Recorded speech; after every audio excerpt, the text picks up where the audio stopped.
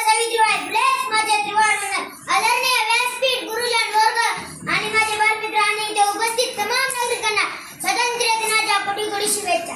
आज आपला 79वा स्वातंत्र्य दिन आहे. स्वातंत्र्य म्हणाले की सगळ्यांना उपलब्धतात, याचं स्वातंत्र्य आहे, त्याचं स्वातंत्र्य आहे. हे करू शकतो, ते करू शकतो, पण तुम्ही जबाबदारी आणि कर्तव्य विसरता. स्वातंत्र्य मिळाल्यापासून भारताने खूप प्रगती केली आहे.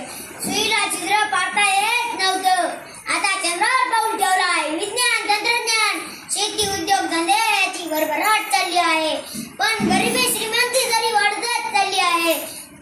गणतंत्र लोक गोरगरिबांना लुटत आहेत, राजकारणी शेतकऱ्यांना चिरत आहेत. आपण निवडलेला मंत्री विधानसभेमध्ये रमी खेळतो तरी त्याला याचं काही वाटत नाही. शेतकरी इथं शेतीत लाखो रुपये टाकतात, पीक येईल का नाही हे त्यांना माहीत नसत, पण प्रत्येकाने प्रामाणिकपणे शेतीत राबतात. आणि आमचा मंत्री शेतकऱ्यांच्या अडचणी सोडवायच्या सोडून विधानसभेमध्ये पत्ते खेळतो. किती दुर्दैव आहे आमचे. एक श्रीमंत गणदांडगा पैशाच्या जीवावर आणि सत्तेच्या जीवावर आमचे श्रद्धास्थान नसणारी एका मठातील त्याच्या हत्तीनं त्याच्या शोक पाहण्यासाठी गुजरातच्या खाजगी प्राणी संग्रहालयात नेतो. लोक शांतीच्या मार्गाने आंदोलन करतात, मोर्चे काढतात, पण त्याला काही पण फरक पडत नाही, कारण त्याचा बाप अब्जोपती असतो.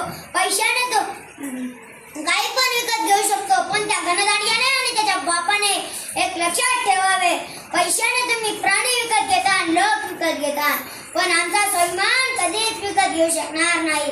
म्हणून लक्षात ठेवा, तुम्हाला स्वातंत्र्य मिळाले आहे, त्या स्वाभिमानाने जगण्यासाठी पैसे पुढे आणि सत्ते पुढे लाचारी करू नये. खोट्याला खोटं म्हणा आणि स्वाभिमान जपा. एवढं बोलतो आणि थांबतो.